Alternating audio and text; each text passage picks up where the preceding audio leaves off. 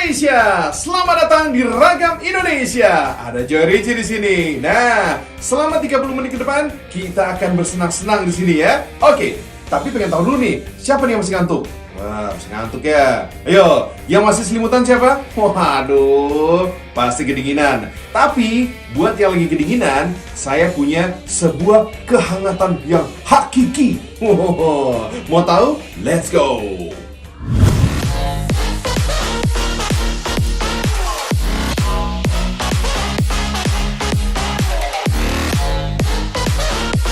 Fams, konon udah ada sejak tahun 2400 sebelum Masehi. Popularitas kue kering seakan gak pernah kandas. Mulai dari negeri para dewa di Yunani, variasi kue kering juga nyampe ke Sukabumi. Wih, kue apaan nih? Kenalin Fams, kue sari jahe dari kota Sukabumi, Jawa Barat. Warnanya coklat, rasanya nikmat, dan bikin badan jadi hangat. Kenapa bikin hangat? Dari warna dan bentuknya, kue ini emang udah jahe banget. Udah jadi kudapan legendaris dari tahun 1959. Bahkan, jahe yang dipakai juga jahe asli, bukan sekedar perasa buatan. Jahe yang dipakai adalah jenis jahe putih alias jahe emprit. Fams, berjenis rimpang atau akar-akaran, jahe dipercaya sebagai tumbuhan pribumi asli dari kawasan Asia Tenggara dan Pasifik. Bahan jahe untuk olahan kue ini juga didapat dari kawasan Sukabumi, Jawa Barat. Setelah diparut halus, jahe lanjut diperas sampai keluar sari patinya. Gak pakai tambahan air atau perasa macam-macam fams. Sari jahe inilah yang akan diolah bersama bahan lainnya. Masalahnya, cita rasa asli jahe yang cenderung pedas belum tentu disukai oleh banyak orang. Makanya, ada sentuhan manisnya dari gula aren. Bahkan, gak cuma jadi pemanis, gula aren juga jadi identitas warna kuenya. Oh iya fams, pada abad ke-11, kue jahe dianggap sebagai kue keberuntungan oleh masyarakat Eropa. Kue jahe muncul di benua biru ketika tentara Eropa membawa jahe dari Timur Tengah untuk diolah juru masak para bangsawan. Kalau kue jahe yang pertama dari Sukabumi, udah ada sejak masa penjajahan Belanda. Di sini fans, kue jahe juga dikenal dengan nama kue bangket.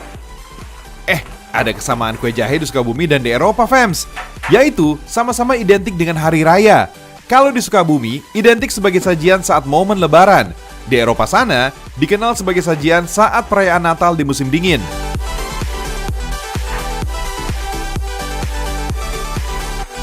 Kue jahe dari Sukabumi ini, bentuk cetakannya dibuat semirip mungkin seperti jahe. Mungkin biar bisa dibilang original kali ya, sampai bentuknya juga dibikin jahe. Sebagai penganan perlambang keberuntungan, kaum wanita di Eropa juga kerap memberikan kue jahe buatannya kepada para kesatria yang hendak berkompetisi. Biar menang gitu deh harapannya. Tersembunyi di sebuah gang di Jalan Siliwangi. Dari sinilah produksi kue sari jahe Animo yang legendaris di Sukabumi. Lebih dari 60 tahun, rumah produksi ini membuat dan memasok kue sari jahe. Weh, udah 60 tahun fams. Kalau kita umur 60-an pasti udah pensiun kali ya. Tapi kalau kue jahe yang ini tetap berkibar. Di Indonesia, jahe dikenal sebagai jenis tanaman obat. Sering diolah jadi campuran bumbu masakan ataupun minuman herbal. Karena memiliki kandungan senyawa aktif di dalamnya, timbullah rasa pedas di tenggorokan dan hangat di badan. Walau udah diolah menjadi kue kering, sensasi pedas dan hangat di badan masih bisa kita rasakan saat menyantapnya. Selain kue jahe, ada satu lagi nih, penghangat khas dari Sukabumi. Sama-sama dari jahe, tapi yang ini beda bentuk dan rasanya. Kalau yang ini nih fams, rasanya manis, tapi tetap bisa bikin hangat. Jajanan tempo dulu ini, kamu pasti tahu nih. Lagian siapa sih yang belum kenal sama manis lembutnya si permen jahe? Industri permen jahe ada yang masih eksis bertahan, memproduksi ribuan permen setiap harinya. Fams, jahe terbagi menjadi 3 jenis berdasar ukuran, bentuk, dan warna. Ada jahe gajah, jahe emprit, dan juga jahe merah. Nah, kalau jahe yang dipakai untuk olahan permen, biasanya memakai jenis jahe emprit, alias jahe putih kecil. Walau sebutannya jahe putih kecil, ukuran jahe emprit gak kecil-kecil banget kok fams.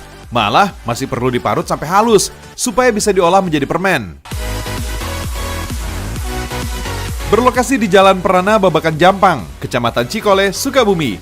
Usaha permen jahe AF ini udah dirintis sejak tahun 1991. Jangan dianggap sebelah mata ya fams.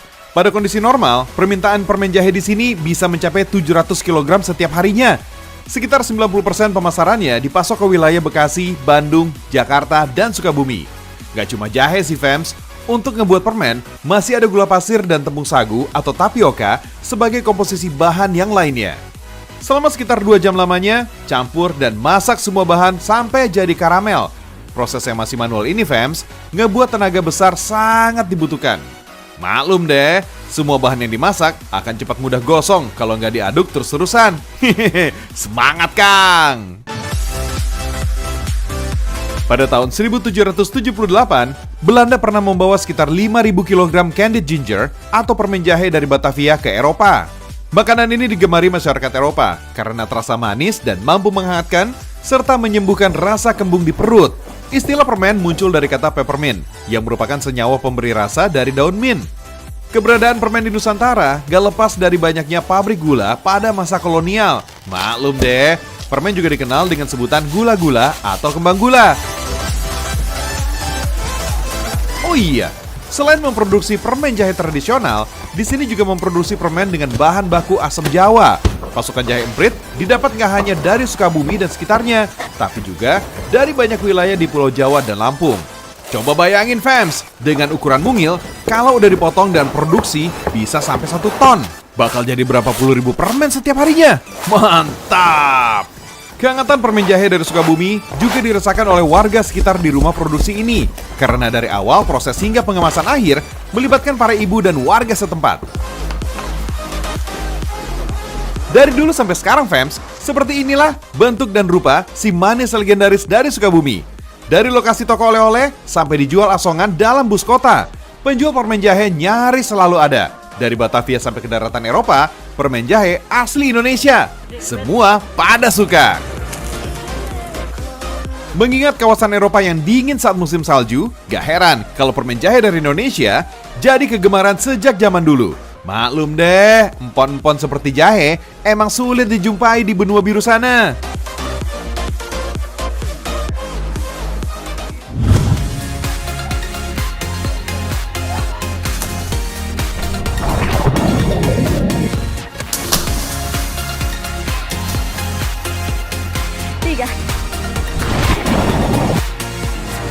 Kita refreshing dulu fams.